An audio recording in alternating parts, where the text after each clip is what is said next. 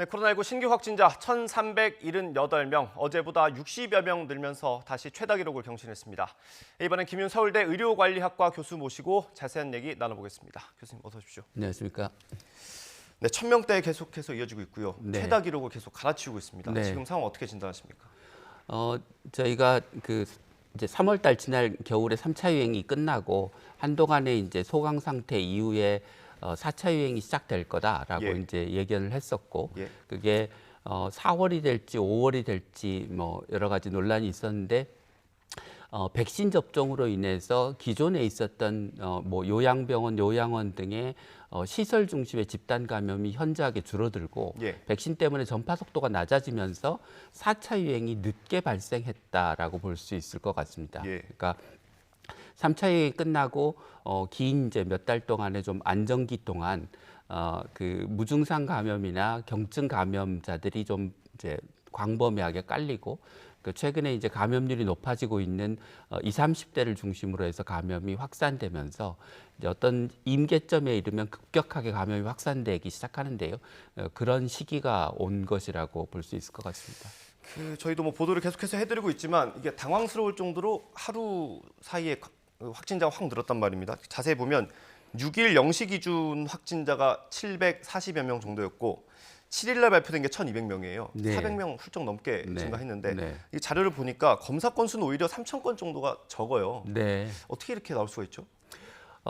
지금 검사 건수가 적다고 하는 거는 그 역학조사나 접촉자에 대한 통보가 과거에 비해서 그렇게 원활하지 않다는 것을 시사하는 결과일 것 같습니다. 예. 검사 능력 자체가는 이제 뭐 큰 문제는 없으니까요. 예. 그래서 그 오랫동안 지적돼 왔던 문제처럼 그 1년 반 이제 가까이 그 현장에 있는 이제 그 방역 인력들이 뭐 역학조사, 접촉자 격리, 예방 접종, 뭐 임시 선별 검사 이런 그 업무들에 이제 시달리면서 기존에 했던 좀 역학조사가 역학조사에 비해서 좀 느슨해진 게 아니냐는 평가를 받고 있습니다. 예. 그러니까 조사의 범위도 좀 줄어들고 예. 접촉자 격리의 범위도 줄어들고 그렇게 예. 되면서 지금 그 역학조사에 구멍이 생기고 그게 긴 연차 감염으로 이어지고 예.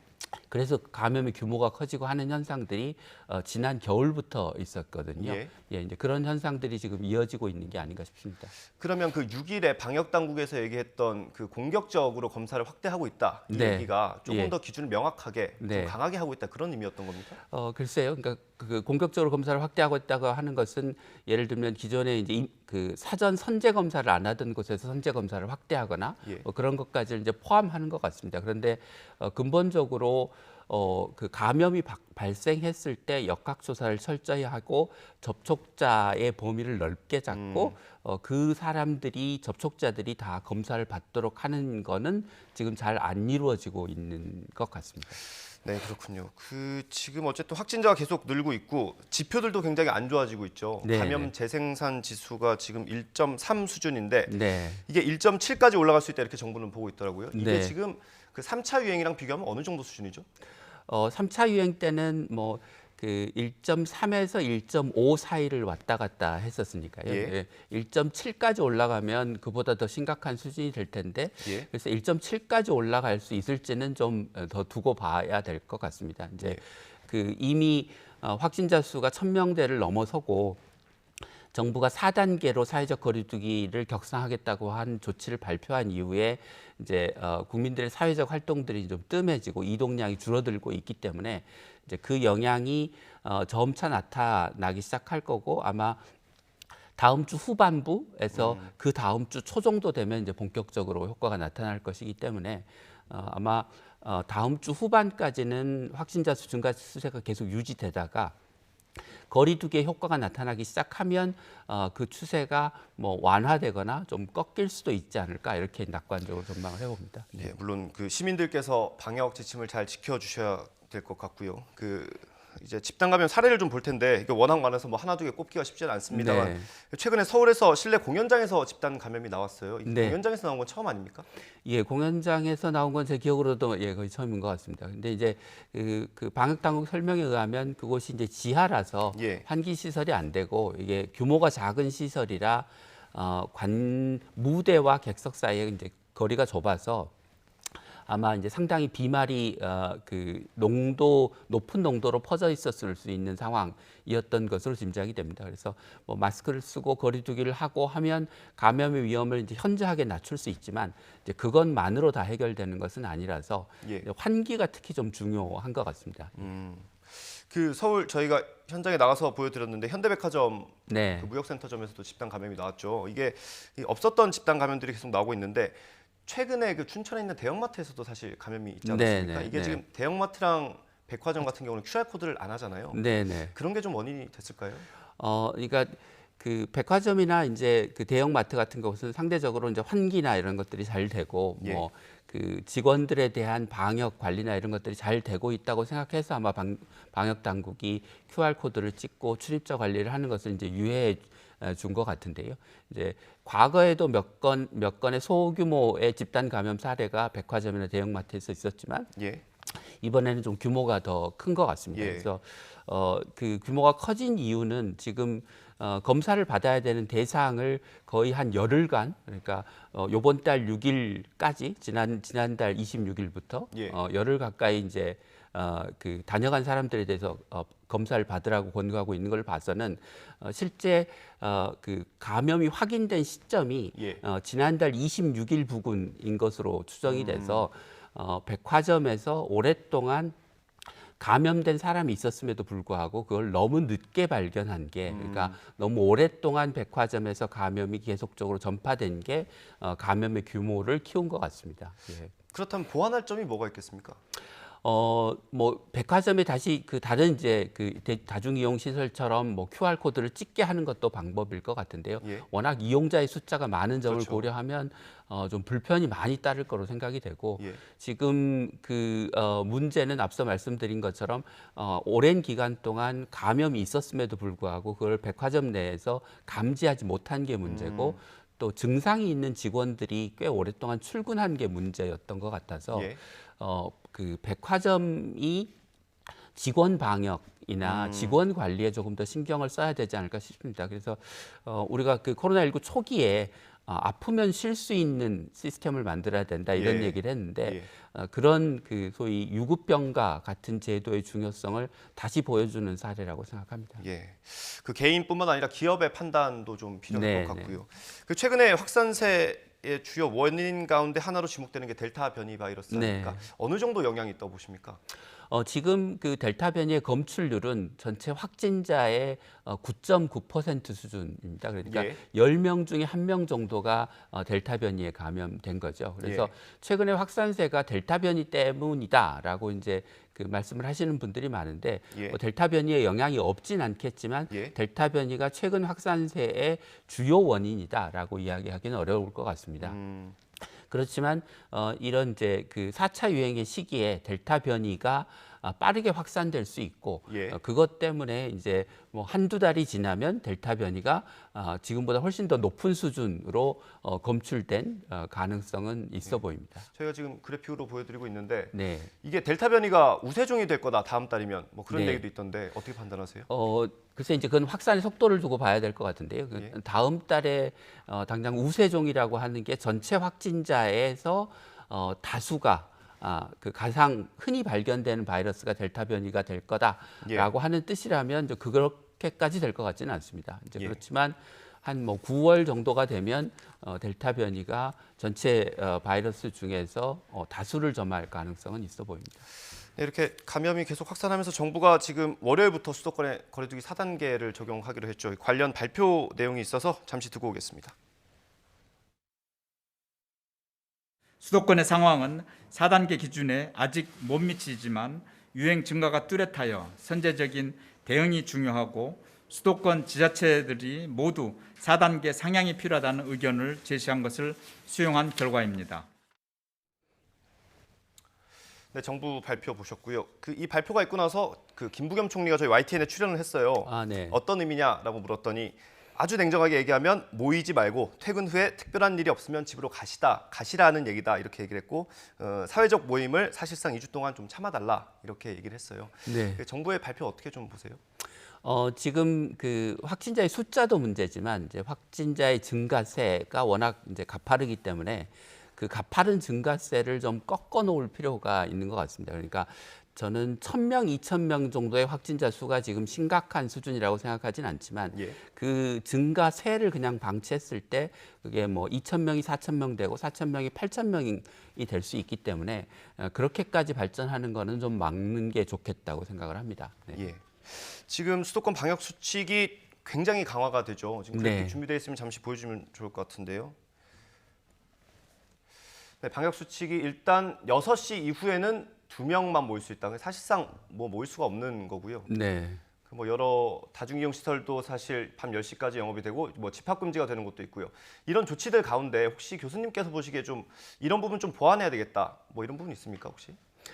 그러니까 6시 이후에 모임이 과거에는 이제 4명 이상, 4명까지는 모일 수 있었는데 그게 2명까지 모이는 것으로 축소된 게 이제 가장 큰 영향이 있는 것으로 보입니다. 예. 그 다중이용 시설의 그 영업 시간이나 또는 그 유흥 시설의 그 집합 금지는 사실 기존의 시스템이 기존의 그 유지 그 제한 제치가 예, 예. 그대로 대부분 유지되는 것이라 아주 큰 변화가 있을 것 같지는 않습니다. 그렇지만 이제 전반적으로 방역의 단계가 가장 높은 단계까지 올라가고 확진자 수가 늘어나고 있기 때문에 국민들의 활동은 상당히 좀 줄어들 것으로 보입니다. 그래서 이런 정도의 조치를 하고 일단 확산세가 둔화 또는 꺾이는지를 좀 보고 예.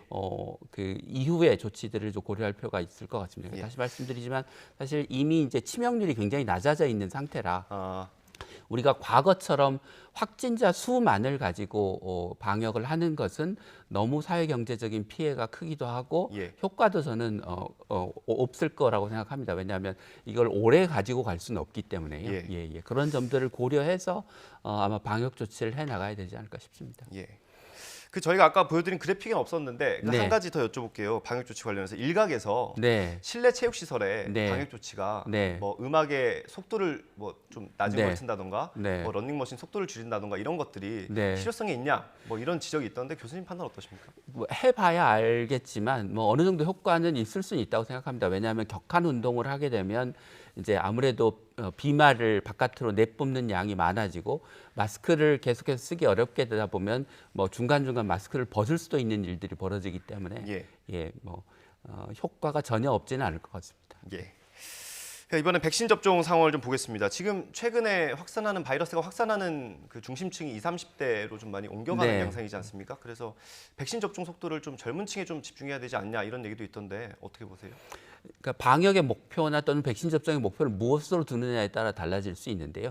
이제 감염의 전파를 막겠다고 하면 활동량이 많고 감염이 많은 20, 30대에 우선 접종을 하는 게 좋은 방법일 수는 있지만 예.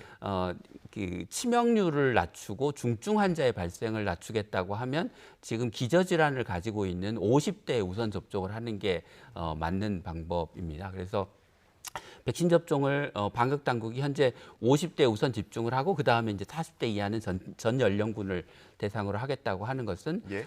중증 환자와 치명률을 낮추는데 우선적으로 목표를 두겠다는 것입니다. 그래서 지금 사회적 거리두기 단계를 강화하긴 했지만 이 감염의 확산 속도를 늦추는 것과 치명률을 낮추는 것 두 가지가 함께 방역의 공동의 목표가 돼야 되고 더군다나 현재처럼 이제 치명률이 낮아진 상황에서는 고위험군을 대상으로 한 접종을 더 강화해서 치명률을 독감 수준까지 낮추는 게 빨리 목표가 돼야 될 것 같습니다.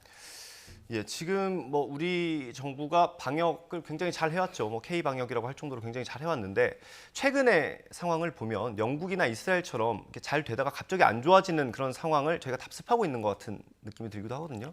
네. 좀 미리 막을 수 있지 않았을까 이런 생각도 드는데 어떻게 보세요? 일부에서는 우리가 너무 이제 사회적 거리두기를 빨리 완화하고 뭐 여러 가지 백신 인센티브와 같은 유해 조치들을 정부가 언급한 것이 재확산의 어떤 원인이 아니냐 이제 이렇게 얘기를 하시는 분들이 있는데요.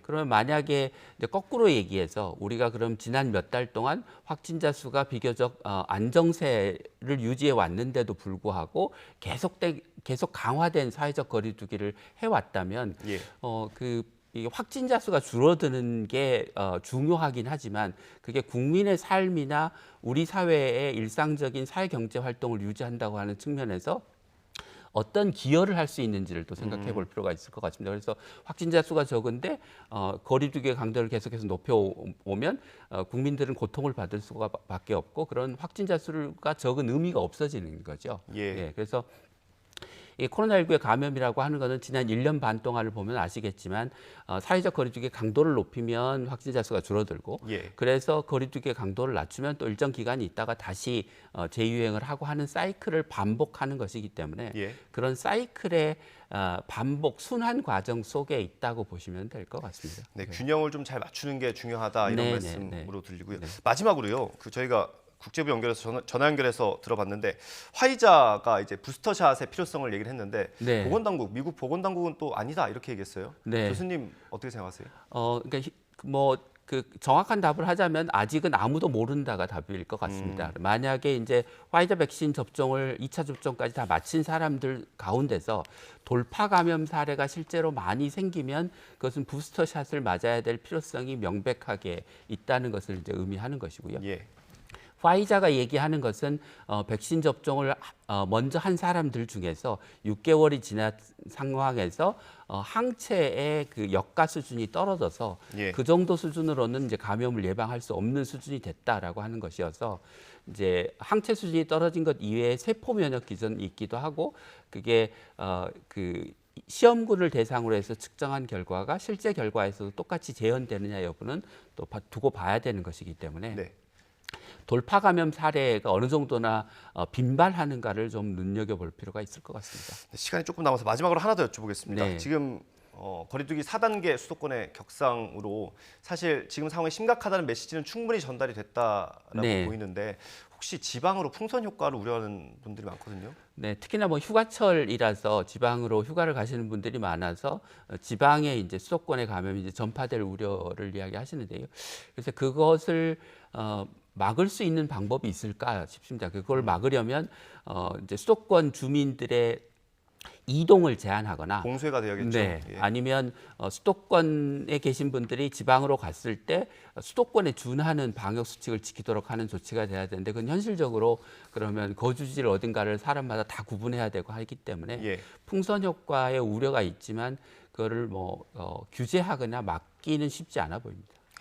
네, 교수님 오늘 말씀 여기까지 듣도록 하겠습니다. 네, 코로나19 상황 김윤 서울대 의료관리학과 교수 모시고 자세히 나눠봤습니다. 오늘 고맙습니다.